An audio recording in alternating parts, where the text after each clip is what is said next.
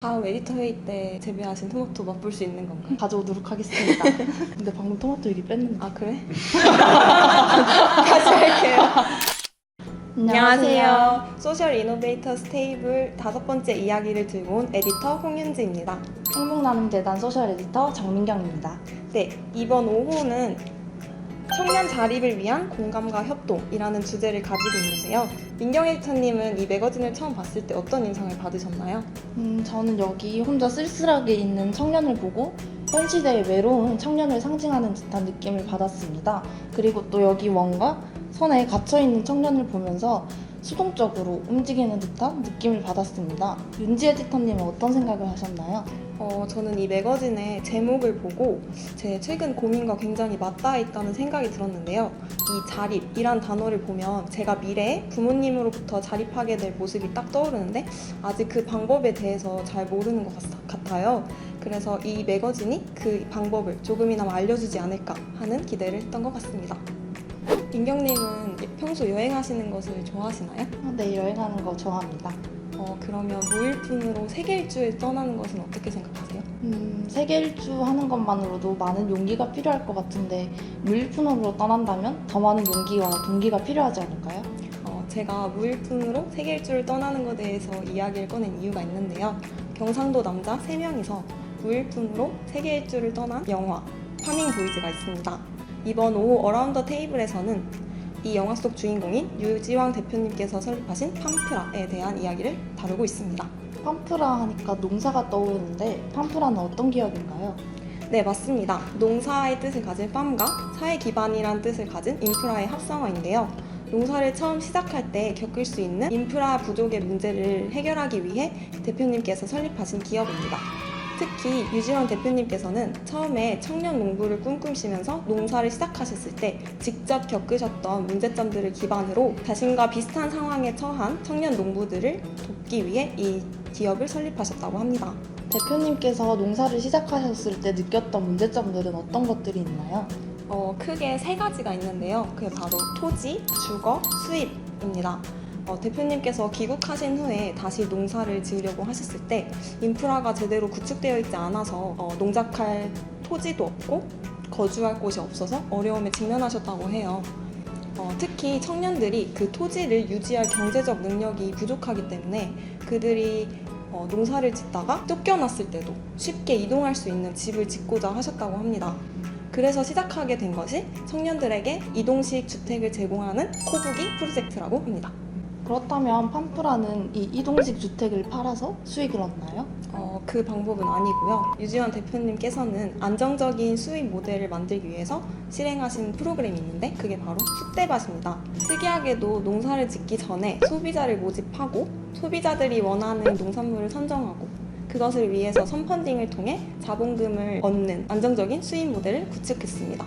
한 청년이 자신과 비슷한 상황에 놓인 청년들에게 공감으로부터 시작된 기업이라고 할 수 있겠네요. 네, 맞습니다. 유지왕 대표님의 팜프라의 모토는 판타지 촌 라이프라고 해요. 청년들이 안정적이고 즐기면서 농사를 지을 수 있게 하는 것이 그의 목표라고 합니다.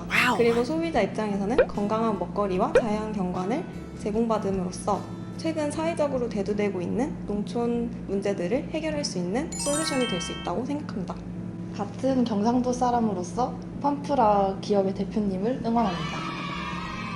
같은 꿈을 가진 청년들이 함께 모여서 힘을 합쳐 회사를 세운다는 것이 정말 멋진 것 같은데요. 이렇듯 청년들의 자립을 위해 설립된 또 다른 회사가 있습니다. 바로 소풍 가는 고양이인데요. 소풍 가는 고양이는 어떤 기업인가요? 소풍 가는 고양이는 단체 음식을 만들고 배달하는 도시락 가게입니다.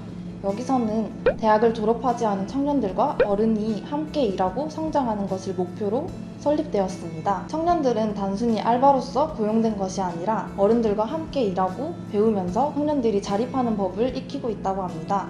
특이하게도 여기에서는 청년 주식 소유제를 실시하고 있다고 합니다. 그게 무엇이죠? 거기서 일하는 청년들이 회사의 주식을 가질 수 있다는 의미인가요? 네, 맞습니다. 청년들 모두 회사의 주인이 되어 책임감을 기르고 또 자립을 위한 밑거름을 쌓도록 하기 위해 만들었다고 합니다. 청년과 어른이 협동해서 실질적인 자립을 이루어 나가는 모습이 인상 깊은 것 같습니다. 이게 뭐죠? 뽑아서 N행시 해주시면 됩니다. 민경 에디터님부터 하시겠어요? 네, 알겠습니다. 청년을 뽑았습니다. 제가 오늘 띄워드릴게요. 네. 청, 청춘은 언제까지라고 생각하시나요? 년, 연연하지 않고 즐기고 도전하는 것이 바로 청춘 아닐까요? 그럼 이제 제 반격의 시간이군요. 저도 은지님. 해야 되나요? 기대하겠습니다. 네. 뽑아주시죠. 네, 저는 자립이라는 글자를 뽑았어요. 제가 운 띄워드리겠습니다. 네. 자, 자기 스스로 할 수 있다는 것을 립. 입증하세요.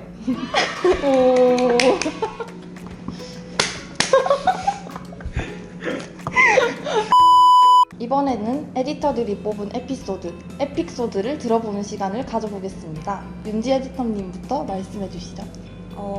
팜프라의 대표님인 유지영 대표님께서 자립은 내면에서 시작된다라는 말씀을 하셨는데요. 그 말을 듣고 제 이전 경험이 딱 떠올랐는데 대표님께서 농사를 위한 세계 일주를 하시면서 내면을 들여다보면서 동력을 얻으셨다고 해요. 그런데 저도 지난 학기에 갔던 교환학생 생활에서 저를 들여다볼 수 있는 시간을 가질 수 있었어요. 그래서 오로지 저한테 집중을 하고 제가 좋아하는 것, 제가 하고 싶은 것에 대해 생각해 볼 수 있는 시간이었습니다. 그래서 이번에 행복나눔재단 에디터를 지원하게 된 용기도 거기서부터 시작된 게 아닌가 싶습니다. 그럼 이번에는 민경 에디터님의 이야기 한번 들어볼까요? 저희 아버지께서도 작년부터 농사에 관심을 갖고 농사를 지금 시작하고 계시거든요. 오늘도 이거 촬영하기 전에 아버지께서 재배하신 토마토를 먹고 왔습니다. 저는 이것처럼 팜프라의 대표님은 어린 나이부터 자신이 하고 싶은 일을 찾고 그것을 회사로 키워나가서 같이 일한다는 점이 정말 인상 깊었습니다. 그럼 다음 회의 때 민경님 아버지께서 재배하신 토마토 맛볼 수 있는 건가요? 윤지님 하는 거 봐서요. 네. 네. 저희가 앞서 언급한 두 기업 외에도 비욘드 테이블에서는 교육과 외식 분야에서 청년 자립이 어떻게 이루어지고 있는지 다루고 있습니다. 현재 청년 자립이 어떤 방식으로 이루어지고 있는지 궁금하신 분들, 또 어떤 방향으로 이루어져야 되는지 생각해보고 싶은 분들께 추천드립니다. 윤지 에디터님, 오늘 SIT 리뷰 촬영해보신 소감이 어떠신가요? 제가 행복나눔재단 소셜 에디터가 되고 나서 해본 첫 촬영이었는데 정말 많이 긴장이 되었는데 이 리뷰를 준비하면서 많이 공부하고 배울 수 있었다고 생각합니다. 저도 대한민국의 한 청년으로서 어떤 식으로 청년 자립이 이루어 나가야 하는지 생각해보고 싶다는 생각을 했습니다. 민경 에디터님은 어떠셨나요?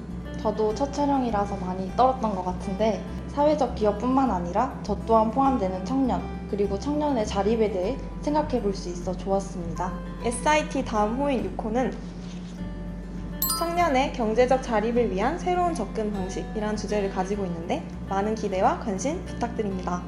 네, 이상으로 행복나눔재단 소셜 에디터 홍윤지, 정민경이었습니다. 감사합니다.